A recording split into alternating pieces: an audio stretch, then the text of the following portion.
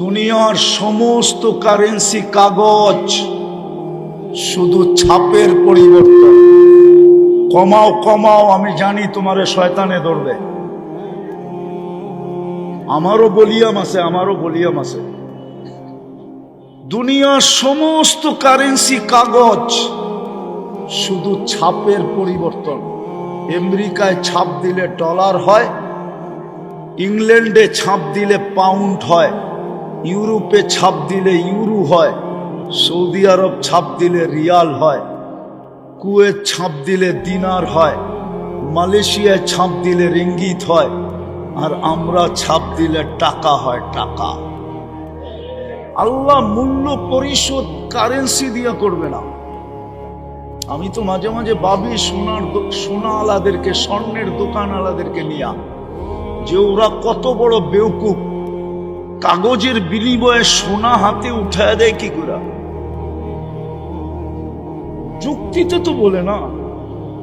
স্বর্ণ তো বেচা উচিত ছিল স্বর্ণের মতো কোনো জিনিসের বিনিময়ে।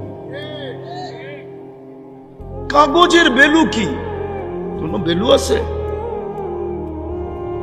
আপনি আমাকে যুক্তি দিয়া বুঝান। কিন্তু করবে কি? দুনিয়ার রীতি এটা, নীতি এটা। আল্লাহ বলে তোমার মূল্য আমি দুনিয়ার কারেন্সি দিয়া পরিশোধ করবো না, জান্নাত দিয়া করব। জান্নাত। এই যুবকরা তো জান্নাত চিনে না। ওদের চুলের স্টাইল তো বলে ওরা জান্নাত চিনে না। ওদের বেশভূষা বলে ওরা জান্নাত চিনে না। ওরা যদি জান্নাত চিনতো, হায় হায় 31st নাইটের প্ল্যান এখন থেকে করতো না। ওরা জান্নাত চিনে না।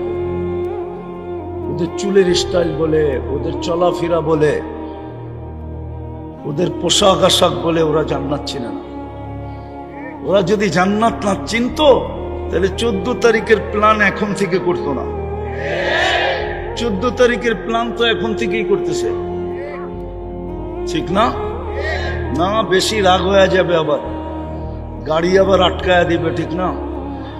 অবস্থা এমনিই খারাপ, 999 আবার ফোন করতে হবে। তোরা তো 14 তারিখ করতো না, কসম। ওরা তো জান্নাত চিনে না। আমার জাতি জান্নাত চিনে না। মুসলমান জান্নাত শব্দটা জানে কিন্তু চিনে না। যদিও এই উম্মত জান্নাতের জন্য তৈরি। জান্নাতের জন্য যদি তৈরি না হইতো, তাহলে আমাদের নবীজিকে নিয়ে জান্নাত দেখানো হতো না।